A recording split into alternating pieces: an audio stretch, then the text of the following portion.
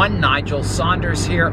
I am on a road trip today. I'm heading to see Sophie. Reno and Manuela from the Toronto Bonsai Society commissioned Sophie to make a pot for me, and the pot is all ready to be picked up. So I'm very excited. I'm heading on my way to Sophie's in the cube, and we should be there shortly. I have arrived at Sophie's. I'm very excited, so let's go see the new pot. Here's Sophie. Hi, Sophie. Haven't seen you for a long time. I know, it's been a long time, hasn't it? Yeah, last year it was such a long year. Yeah. I was away for about 6 months. Wow. Here is the new pot. Wow. Does that ever look cool? It's big. Is this the biggest pot you've made, Sophie? Or? In terms of length, yes. Yeah. Wow. Does that ever look good? Oh, it's going to look good in there, that African landscape, my Portulacaria afra trees. Yeah, I can't wait to see the trees in it. Oh, that's excellent. Beautiful. It took me 2 tries. Did it? Yeah. Yeah. There's a look at the glaze. Wow. Yeah, that looks great. That's going to look fantastic. Here is one of Sophie's pots, and this is huge. Wow, is that ever beautiful? Wow, that's a big pot. There's my hand for size. I guess a big tree's going in that, eh? 20 inches. Wow, and there's the stamp.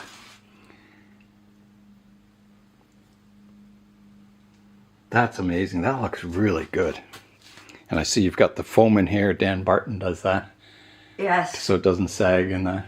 Yeah, because I don't do the feet in the middle. Yeah. Otherwise, it'll get in the way when you wire the tree. Right. Yeah, and so you really want it to be level. Oh, is that ever nice? What a beautiful pot. Here comes the new pot out into the sunlight. Oh, look at that. There it is. Is that ever cool? Beautiful. It's going to look so good in there. Wow. Beautiful colors, isn't there? Yeah, it's even better than inside. Yeah, you can really see the different colors and And I like it that it's matty. Yes. Down below. It's got matte and then kind of shiny, more polished up top. It's more like the desert and with vegetation at the top.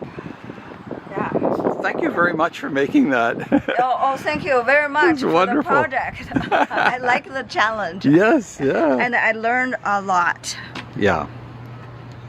It looks fantastic. Well, let's put it in the vehicle, eh? Yeah. In the back of the cube.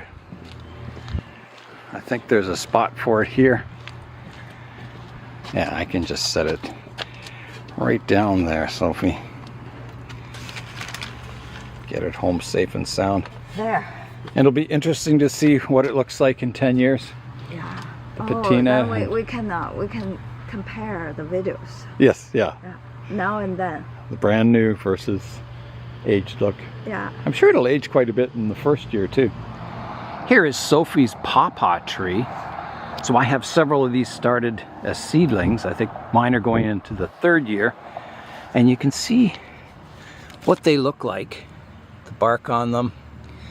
And Sophie has a flower out. So here it is. And Sophie says they smell like rotting animals, dead animals or something. And there was another one. Here's a flower bud just starting to come out on that branch. So she got a lot of fruit last year, but the squirrels ate it all.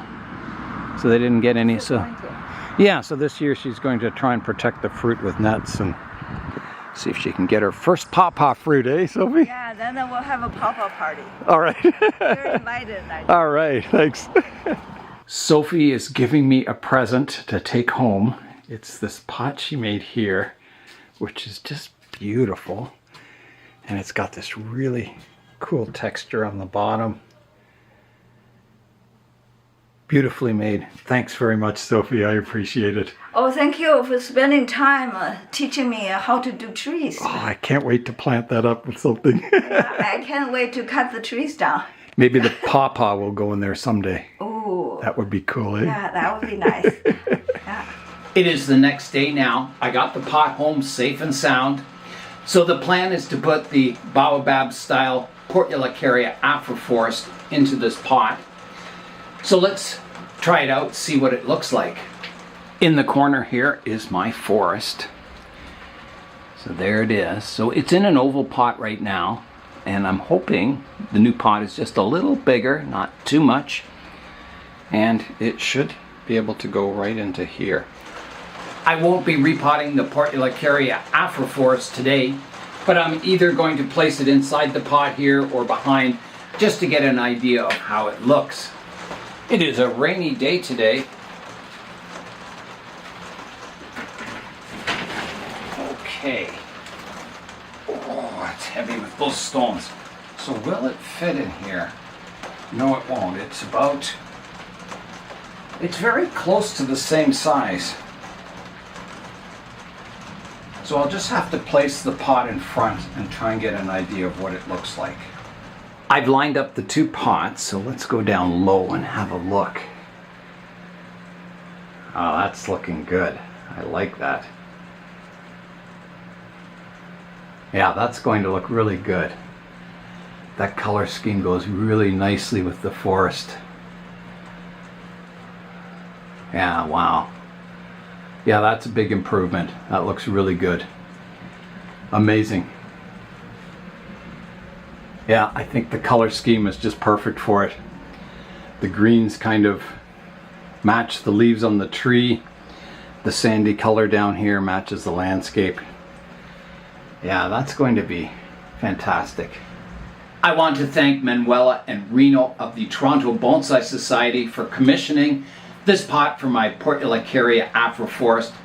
I think it's going to look fantastic in this pot. I can't wait to repot it. I'm going to redo the landscape. I've got better rocks for it, so I'm going to be redoing it in the new pot. That should be very exciting. So that should be coming up soon.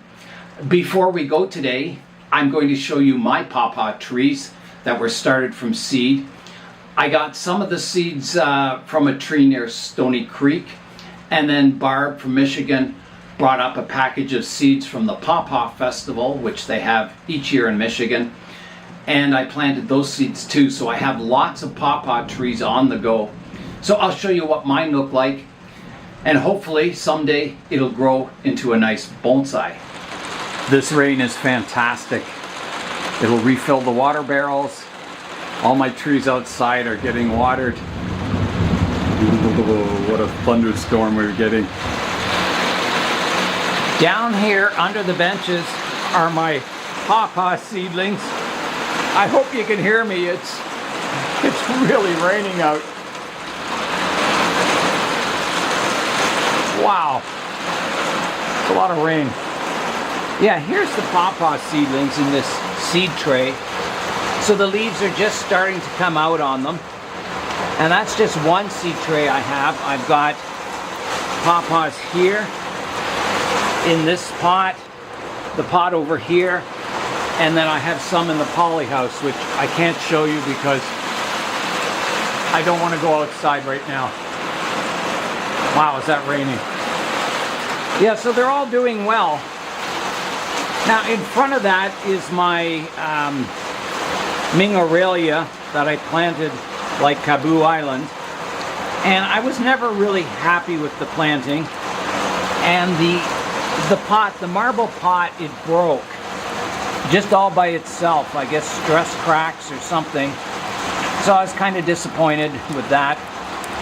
I'll try gluing it all back together with either super glue or epoxy to save this marble seed tray, but I'm going to use these rocks in the Portulacaria afra planting. They're really nice rocks. They look really miniature. They look just like the rocks you would see near a baobab tree. So that's going to be coming. I'm going to use these rocks, redo the whole landscape of my Portulacaria afra forest, and that'll be very exciting. Yeah, so the pawpaws. So Sophie said her tree, the big one I showed you, started off with a little seedling like this, and in 7 years, that's what it looks like today. And she got fruit for the first time after 6 years. So yeah, it'll be exciting. Sophie said that her pawpaw seedlings didn't do much in the first few years, and then suddenly they took off and grew with tons of vigor, like a meter growth per year. So we'll see what happens with these seedlings. I'm going to keep them in pots because I have to protect them in the winter in the greenhouse here. You can't put them in the ground, but I think I'm always scared of mice and rabbits eating them, so I'm going to keep them in pots. I protect them in the winter and they go outside in the summer. I keep them well watered, and yeah, they should grow into a bonsai eventually. I've never seen a pawpaw bonsai before. I've even looked online and I've never seen one growing as a bonsai, so it'd be kind of exciting having a pawpaw bonsai in the collection. I also have stones from my Socotra Island planting. My desert rose didn't make it. I cannot grow desert rose. I have tried many, many times. I was even given some by Blue Jay Bonsai. It's in here. I think the one survived. I let them cool down in fall, and then I brought them into the basement for the winter where it's fairly dry, and they look good. And then I brought them up here into the greenhouse, and I got the trunks rotting. I think it's just too humid and cool in the greenhouse for them. Yeah, I just cannot grow desert rose. I've tried many, many times. I can get them through kind of 1 or 2 years, and then they just don't do well. So I will be redoing this Socotra Island planting, and instead of desert rose, I'll probably use jades, something that I can grow. The rain let up a bit, so I ran out here to the greenhouse. So I've got some more pawpaw seedlings in this pot over here with my, I think, Italian stone pines.